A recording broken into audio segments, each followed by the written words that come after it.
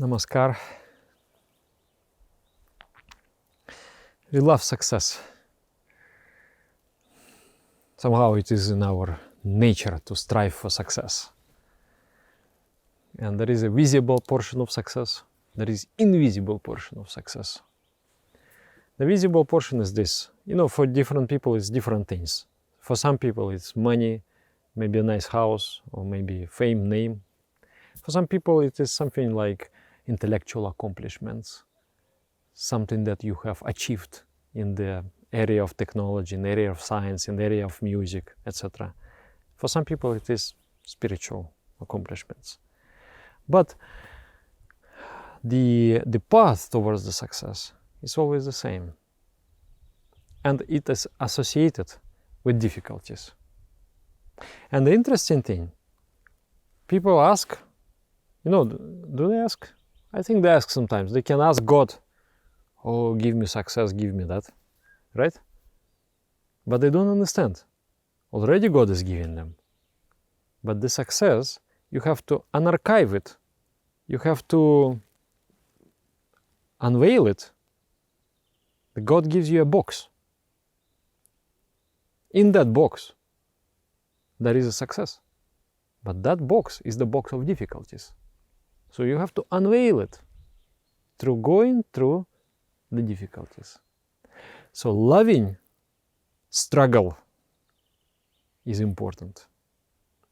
A person has to understand that life is struggle and struggle is life. So that love for struggle actually crowns a person with success. When I say this word, some people feel like, struggle. If you try to move away from the struggle, it's like rejecting the gift of divine and lamenting. It's like a ramp. You jump on it, and if it is very hard, it will bounce you and you will fly. Okay? So in a similar way, difficulties in life, they create that kind of ramp effect in your life. They create pressure. That pressure transforms the coal into diamond in your soul. So you, under pressure, you transform soul slowly, you become diamond. That diamond becomes very, very expensive, very valuable. So it is important to love the struggle. And it is important also to be grateful to the struggle. Because if you attempt to do something great, something big, something historical, sure, there will be obstacles. And that obstacle is part of the story. Because you had that desire to do something good. Once you have the desire to do something good, then God helps you by giving you obstacles. And you are going through those obstacles, you changing internally. Internal change.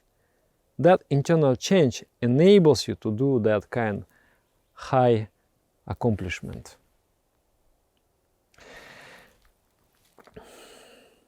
My story. My Dada, my teacher of meditation, I was telling to him, Dada, I want to be monk like you. He said, you? What are you going to do? You don't have fire in your heart. I said, Dada, where to take that fire? And I thought quite high about myself. I thought, I have a lot of fire. What are you talking about? He said, no. You are here with so many friends. They support you in all different ways. You do so many programs. You feel that you are very much utilized. You feel yourself very useful. And your ego is very happy. I want to send you to such place where you will be deprived of money, of friends, of activity. Survive there.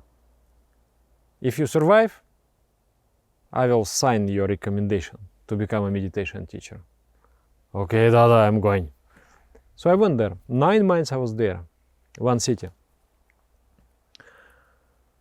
No other practitioners. That time no internet so much. It was this modem kind of thing, like, you know, this kind of connection. I don't know if you remember that kind of internet. Very slow.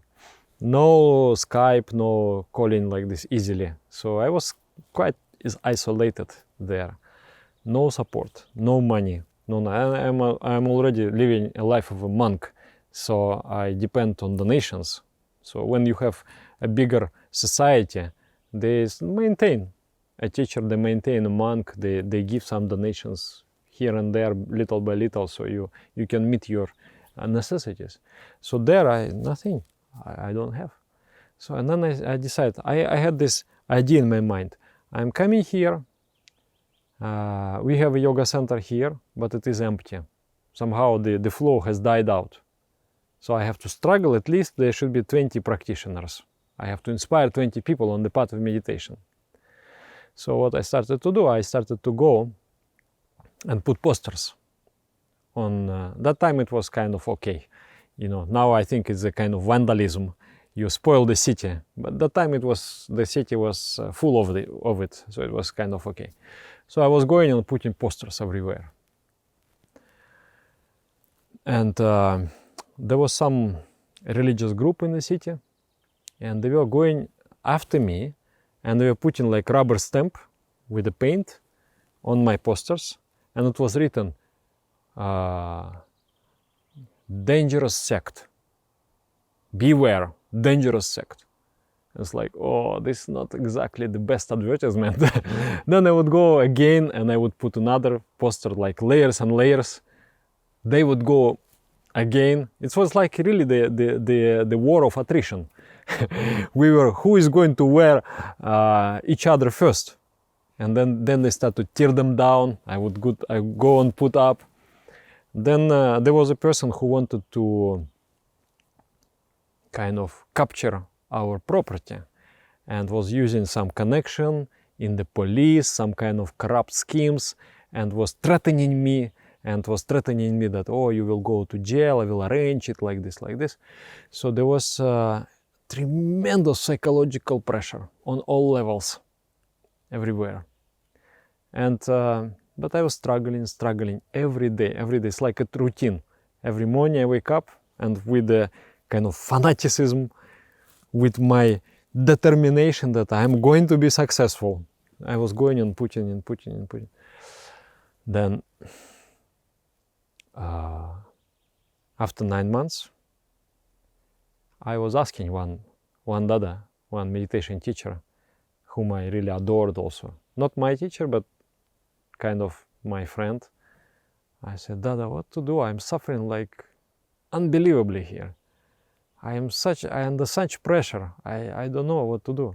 He said, this is the righteous struggle. You have to become victorious.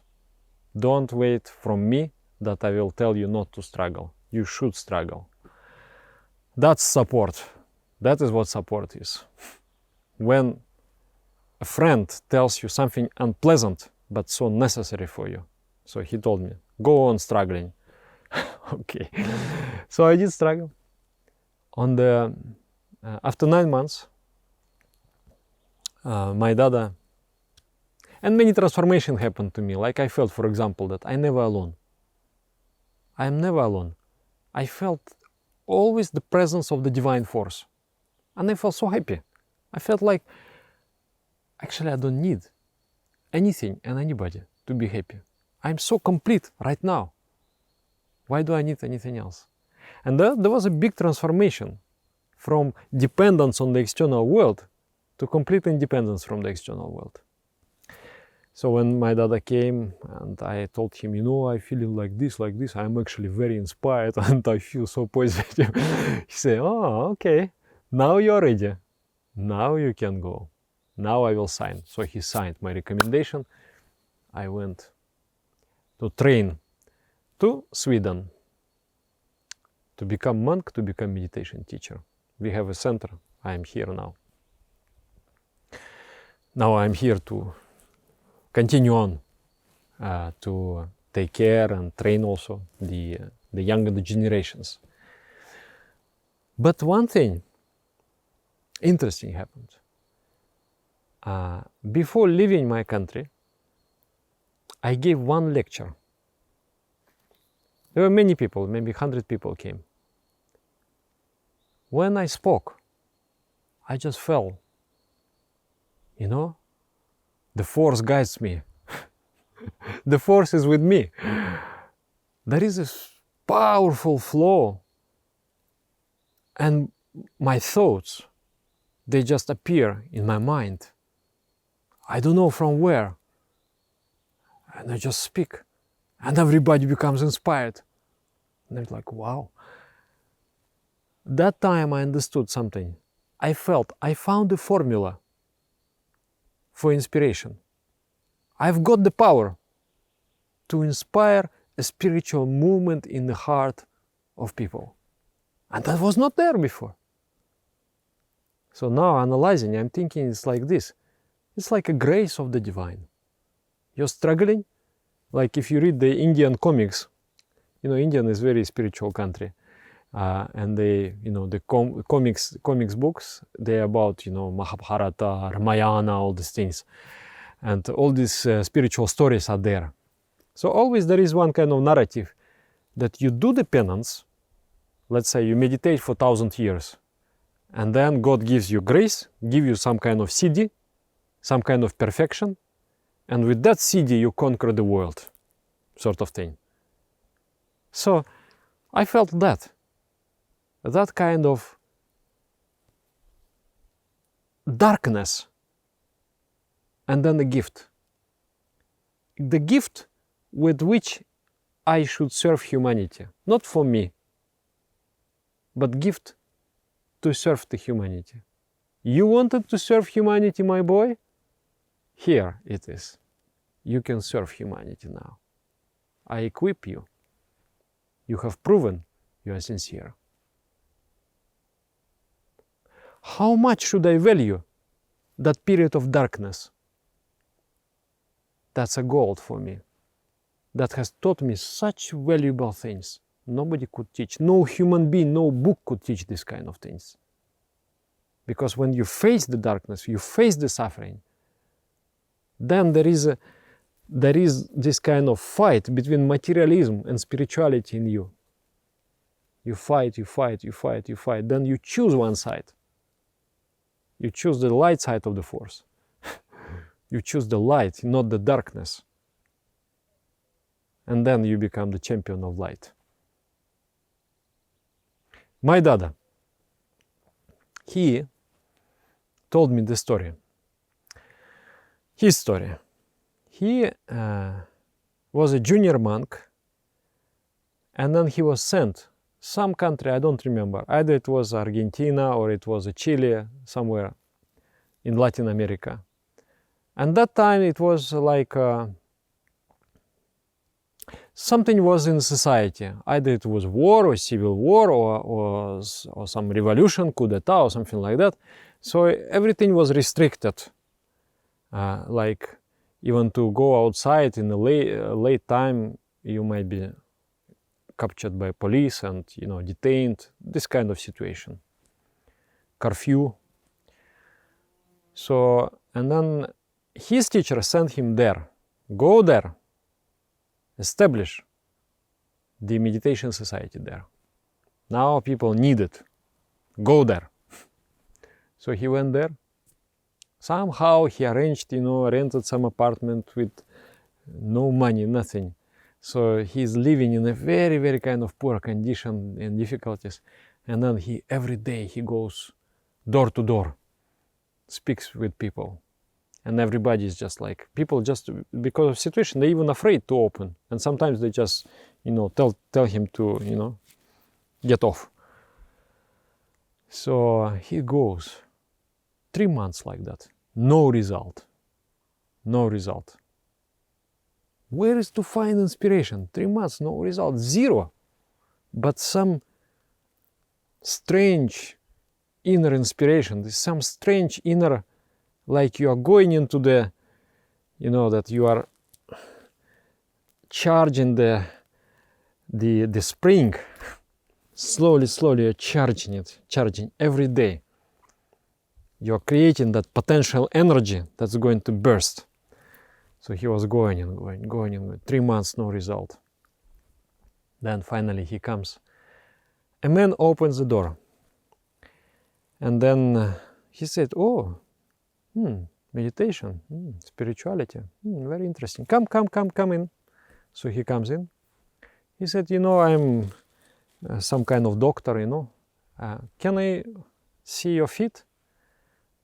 He said, okay. And then he said, oh, looks you are very tired. It's a little bit swollen here. And you don't mind? I do massage for you. I a little bit treat you. I give some treatment to you, cure you. And he's okay. You tell me your story. You tell me meditation. And then he's doing him massage, some, you know, pressing some points. And my Dada is telling him the story. So the man becomes convinced, becomes inspired. His entire family and different friends of his, they all start to follow the path of spirituality. So all of a sudden, out of zero, they have a beautiful society. And then he says, to celebrate that, we are sitting there together and we are singing Kirtan Babanam Kevalam. And then I'm just so happy. Out of, you know, so many days of struggle, and finally some result has come. And I feel very high spiritually also. And then he said, I'm clapping my hands like that. And then I see that they move sometimes very fast and sometimes very slow.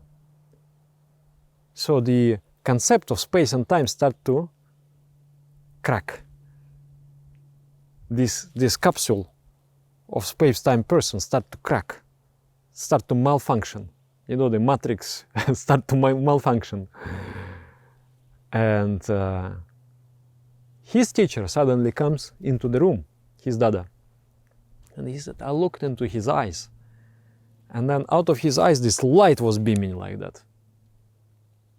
Then I thought it's very strange, very peculiar, like light is beaming out of the eyes of the person. Just like from the car, you know, the strong light. And then he thought that, oh, maybe it's not Dada, maybe it is Gurudeva, or the divine force itself in the form of Dada has come here. Then I looked into the floor, I looked into the ceiling, I looked all around, and then I saw the light everywhere and everything disappears, only the light remained, and then my mind snapped and I went into the state beyond time and space, beyond the material world. Beautiful, isn't it? So for him, you know, he's a beautiful poetic person. Dada Muktatmananda. You can still find him, he's there, writing poetry in the Facebook. Very beautiful. And then, how precious that experience, these 3 months of hopelessness, but ideological struggle. You want to serve humanity. You don't maybe have efficiency, you don't know how, you don't have much experience, but that desire propels you. You go on. And then you get that kind of blessing. So spirituality must be earned by commitment towards the higher goals, through your sincerity. So when you go through a dark period, instead of being ungrateful, you should be grateful to God. Because it is the divine entity gives you. It is a gift. You know, if a beggar is there, sits and asks, give me something, then you give a loaf of bread and feel good about yourself. And then you walk away. And as you're walking, you hear the curses and swearings, and he throws the loaf of bread in your back. And you become shocked and surprised. What is that? This is us. Many times we are like this. We are ungrateful. Today, in the world of Instagram, of course, we don't want what we have. We want something what Instagram teaches us to have. But shouldn't we be grateful for what we have? For a drink of water, should we not be grateful?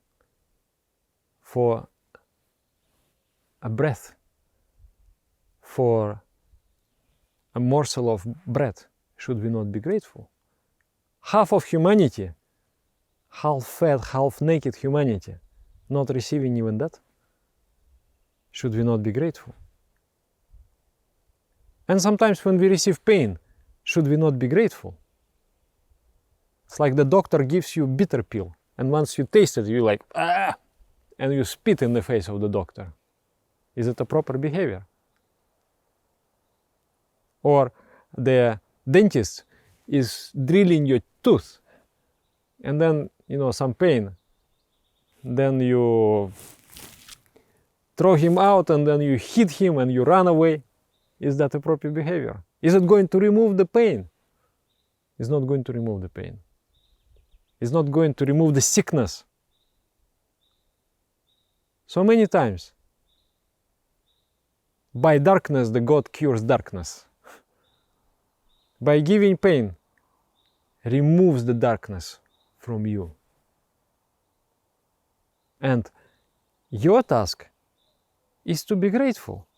Your task is to be appreciating and to be always positive. That kind of positivity wins everything. And not to give up.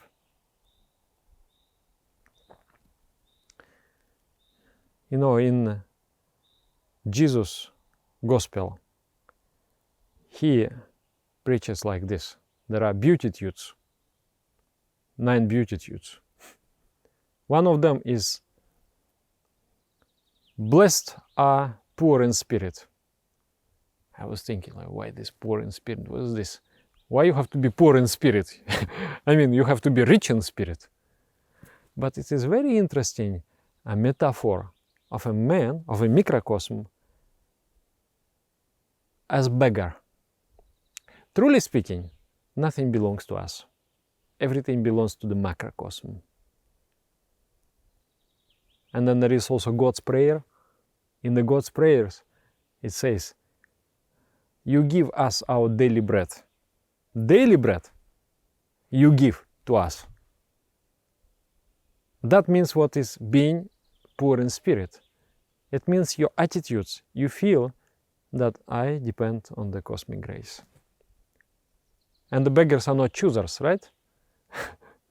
So if he gives you Ferrari, you are beggars, not choosers, okay. No problem. If he gives you a loaf of bread, also okay. That poverty in spirit allows you to be grateful. And gratefulness allows you to be happy. So blessed are poor in spirit, because theirs is the kingdom of God.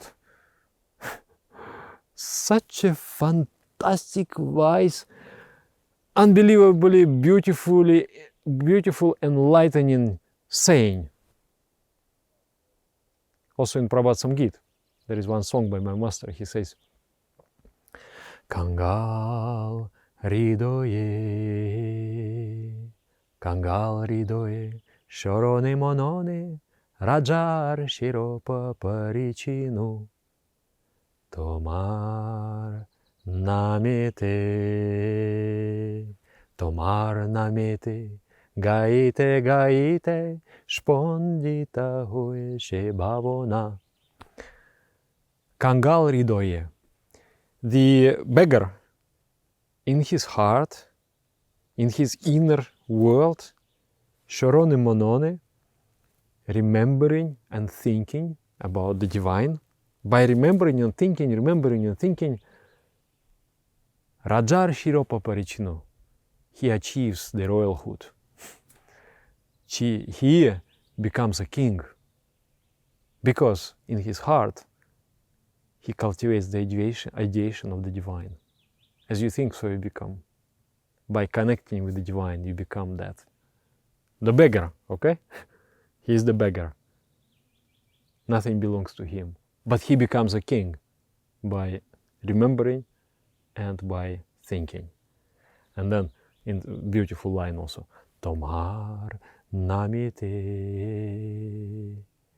In your name. Name means like mantra, the means of remembering. Tomar namite, tomar namite, gaite gaite, spondita hoeshe bhavona. In your name, singing and singing, spondita hoeshe bhavona. That bhavana, that thought wave, that ideation becomes spondita. Spondita means vibrational. It comes alive. So you are radiating the divine. Tomar namite, repeating the name again and again. And then that ideation came alive. That has become real. That has become a spiritual experience. That's also a beautiful image of a beggar. And that's kind of, really you completely remove pride. And as you remove the pride, the ego, you become open for the divine grace. So really the spirituality is to be happy, to be grateful for what we have, painful or pleasant. Love struggle and see that there is a blessing. When you are struggling, but you strive to remain positive, no, it is the blessing. Believe it is a blessing. But if you're just struggling, if you're just suffering, it's a karma. But when you are suffering for something great, to do something great, you have the desire, the spiritual desire, you have the desire, selfless desire to serve the world, and for that you are suffering. That type of suffering brings you grace. So just normal, like, okay. Anyway, even that, you struggle, through struggle you success. But when you struggle for some higher cause, that earns you something special. Like in India also, this in these comics books, they write, like, practicing penance, then finally got the boon from the divine. And with that boon conquered the world. And different divine weapons, like Brahmastra. That's such weapon that no power can stand in, before that weapon. So you practice penance to achieve the ultimate weapon, which coincides with the destiny, with the calling of your life. It means your life is for something, for the greater cause. And when you show your sincerity, when you prove your sincerity, that you're not selfish, but you're rather striving to heal humanity, when you prove it, then when you went through the darkness and you have not stopped, you have not gave up, then you deserve the boon. That boon is you will carry with you whole life. And with that, you can serve humanity. And with that, you are going to be happy. Because that is gift of the divine. So, a gift of darkness is important.